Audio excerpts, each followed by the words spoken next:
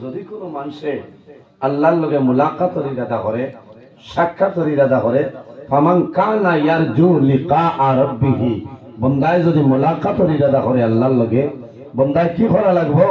ফালইয়ামাল আমালান সালিহা, আমলে সালেহ, নেক আমল, ভালো আমল বন্দায় করা লাগবে। ওয়ালা ইউশরিক বিইবাদাতি রাব্বিহি আহাদা, আল্লাহর ইবাদত বন্দায় যাতে অন্য কোন জিনিসের শরীক না করে। সুবহানাল্লাহ। আমরা এই জমিনে আছি, একদিন আমরা দুনিয়া থেকে বিদায় নিব, কবরও যাওয়া লাগবে না নিশ্চয়।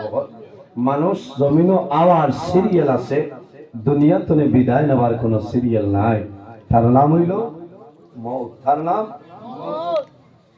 আমার বুজুর্গের মানুষ জমিনে আওয়ার সিরিয়াল আছে, কিন্তু বান্দা দুনিয়া থেকে বিদায় নেওয়ার কোন সিরিয়াল নাই। সেই জিনিসের নাম হইল মওত।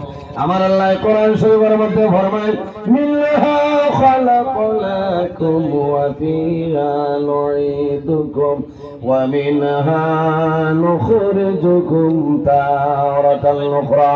আল্লাহ রাব্বুল আলামিন ফরমায়, আমার বান্দা বান্দিরে, মিনহা খালাকনাকুম, আমি আল্লাহ জমিন ও মাটি দিয়ে পয়দা করলাম, ওয়া ফিহা নুঈদুকুম, আবার যখন জমিন থেকে মারা যাইবাই এই মাটির সঙ্গে মিশিয়া যাইবাই, ওয়া মিনহা নুখরিজুকুম তারাতান উখরা, আবার কিয়ামতের ময়দানে ও মাটি থেকে আমি আল্লাহ তোমাদের মানুষ বানাইয়া হাশরের ময়দানে তুলিব। সুবহানাল্লাহ। আমরা মরার বাদে আবার কিয়ামতের দিন কবর থেকে আল্লাহ আমরা মানুষ হিসাবে তুলিবা, এটা আপনার আর বিশ্বাস আছে নি? সাহাবগণ হাশরের মাঠে গিয়া